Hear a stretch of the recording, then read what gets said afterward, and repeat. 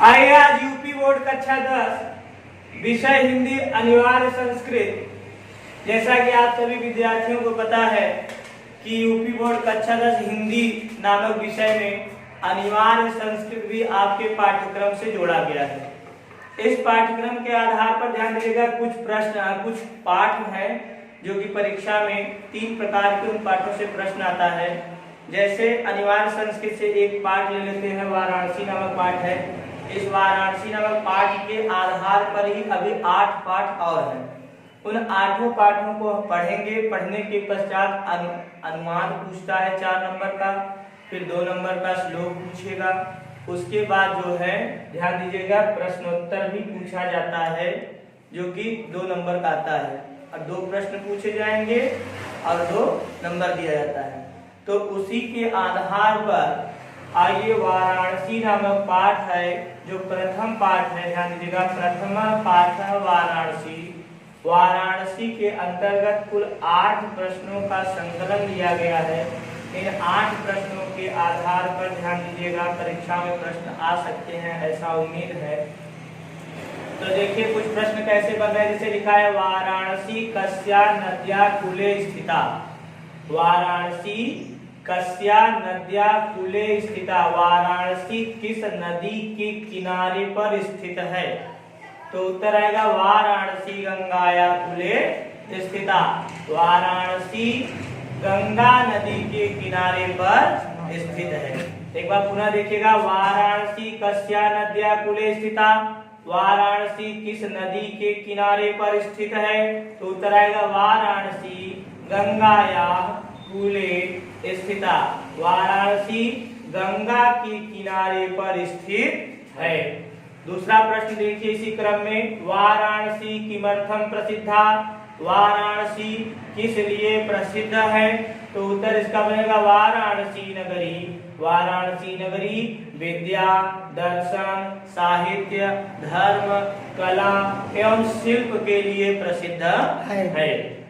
वाराणसी कस्या केंद्र स्थली अस्ति। वाराणसी किसकी केंद्र स्थली है? तो उत्तर आएगा वाराणसी भारतीय संस्कृति संस्कृत भाषायास्य केंद्र स्थलम अस्ति। अर्थात वाराणसी भारतीय संस्कृति और संस्कृत भाषा का केंद्र स्थल है। ध्यान दीजिएगा, वैदेशिका किमर्थम वाराणसी में आगच्छन्ति। विदेशी लोग किस लिए वाराणसी में आगच्छन्ति मतलब आते हैं? तो उत्तर आएगा वैदेशिका गीर्वाणवाण्या अध्ययनाय वाराणसी में आगच्छन्ति। अर्थात विदेशी लोग गीर्वाणवाणी अर्थात सरस्वती देवी की वाणी अर्थात संस्कृत भाषा के अध्ययन के लिए वाराणसी में आते हैं। देखिए लिखा है ना, वैदेशिका किमर्थम वाराणसी में आगच्छन्ति। विदेशी लोग वाराणसी क्यों आते हैं? उत्तर आएगा विदेशी संस्कृत भाषा के अध्ययन के लिए वाराणसी आते हैं। वाराणस्याम कति विश्वविद्यालयाः सन्ति। वाराणसी में कुल कितने विश्वविद्यालय हैं? तो बताया वाराणस्याम 3 विश्वविद्यालयाः सन्ति।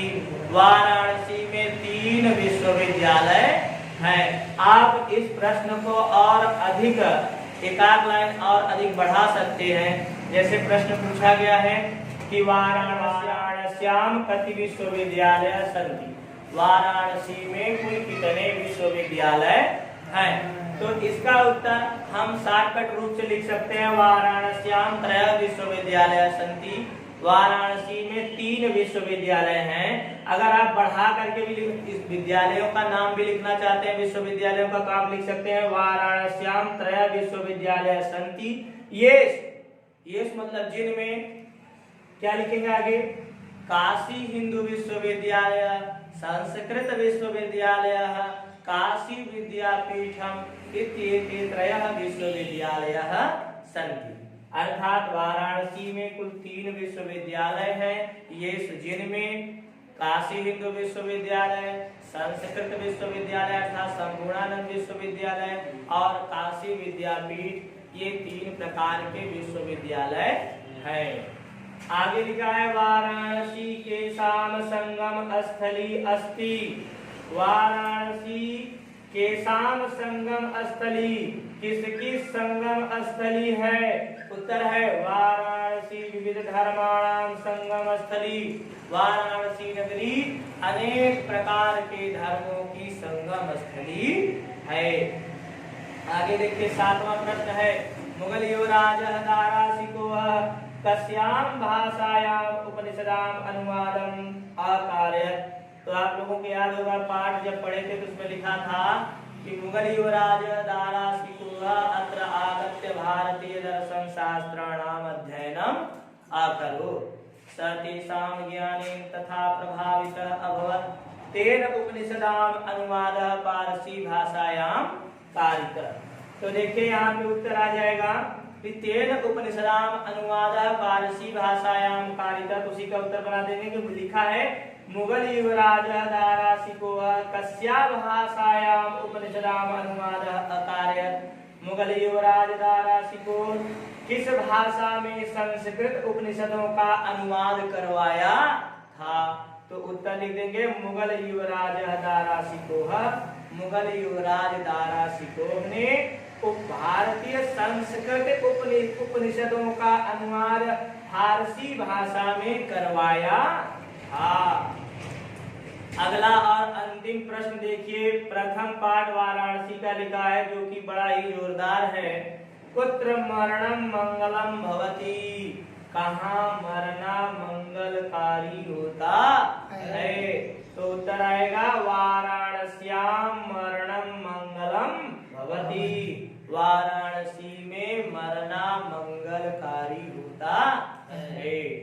इसी पाठ के एकदम नीचे देखिए लिखा रहता है कि श्लोक लिखा होगा कि मरणम मंगलम यत्र विभूतिर यत्र विभूषणम कौपीनम यत्र कौशेयम सा काशी केनोपमायते। अर्थात जहाँ पर मरना मंगलकारी होता है तो कहाँ मरना मंगलकारी होता है? वाराणस्याम मरणम मंगलम भवति। वाराणसी में मरना मंगलकारी होता है। अब आइए इसी के आधार पर अब तृतीय पाठ वीर वीरेण पूज्यते नामक पाठ को ध्यान देते हैं जिसके अंतर्गत वीर पुरुराज और सिकंदर द्वारा थोड़ा स्टार्ट साफ नहीं आपको लेकिन साफ थोड़ा दिखाई जाएगा काहे यार आज प्रॉब्लम होता है बोर्ड का काम पहले कहूँ करे ना रहेगा ना भाई बताइए अब आओ था।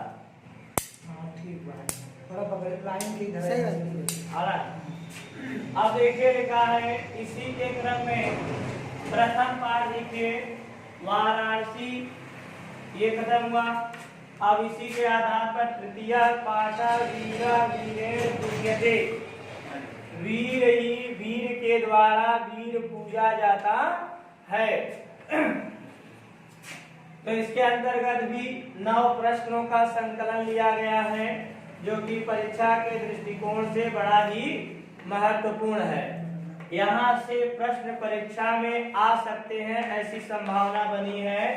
तो आइए सबसे महत्वपूर्ण प्रश्न पहला देखते हैं क्या लिखा है। वीर केन पूज्यते। वीर किसको पूजता है?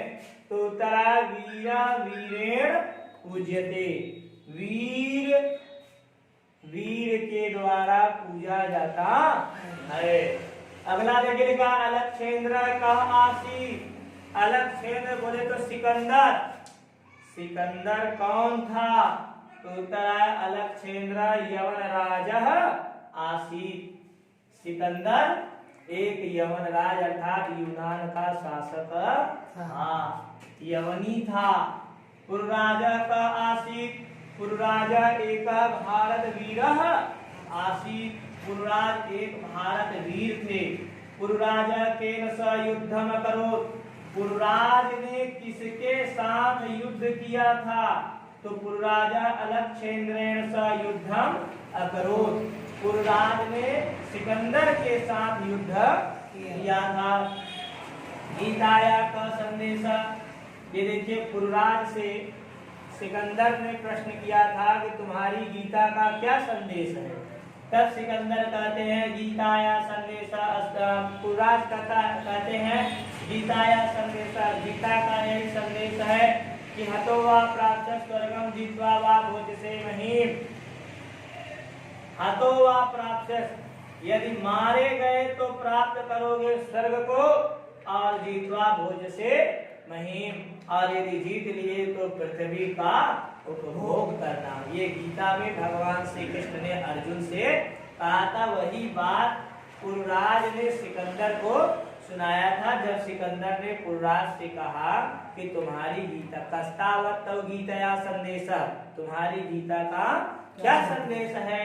तब उन्होंने कहा अपिच यमनराज, हे यमनराज, गीताया संदेश अस्ति, गीता का यही संदेश है कि यदि मारे गए हतो वा प्राप्त स्वर्गम, यदि मारे गए तो प्राप्त करोगे क्या, स्वर्ग को, और यदि जीत लिए तो पृथ्वी का उपभोग करना।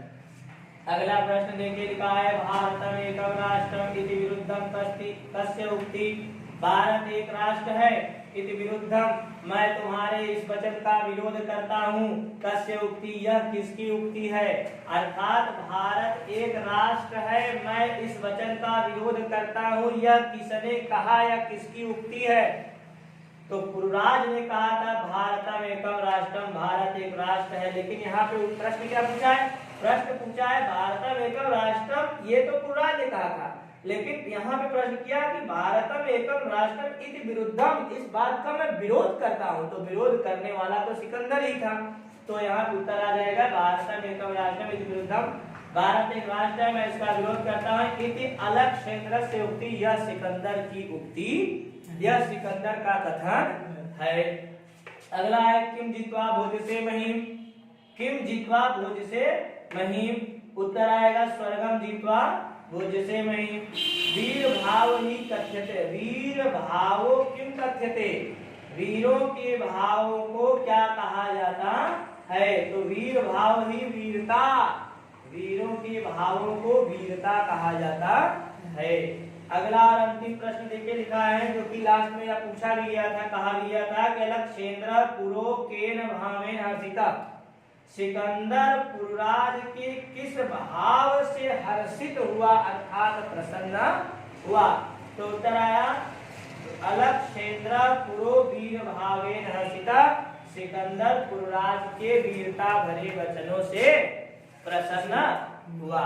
ये देखिए आपका प्रथम पाठ वाराणसी और द्वितीय पाठ वीर वीरेण पूज्यते, प्रश्नोत्तर आपका समाप्त हो गया है। आशा है और पूरा विश्वास है कि इन दो पाठों के जो 9 और 8 17 प्रश्न बनाए गए हैं, इन प्रश्नों के संकलन को आप सभी बहुत ही ध्यान पूर्वक पढ़ेंगे और इसे समझेंगे तथा याद करेंगे। जाहिर सी बात है परीक्षा में ये प्रश्न आ सकते हैं, पूरा उम्मीद है आप लोग इसे भी पढ़ेंगे। इसी क्रम में मैं आपको बताऊं, इसके बाद प्रबुद्धो ग्रामीण और एक पाठ है देशभक्त चंद्रशेखर, ये दो पाठ आपको अगली कक्षा में प्रश्नोत्तर के रूप में प्रस्तुत किए जाएंगे। ठीक, तब तक के लिए आप सभी विद्यार्थियों को धन्यवाद।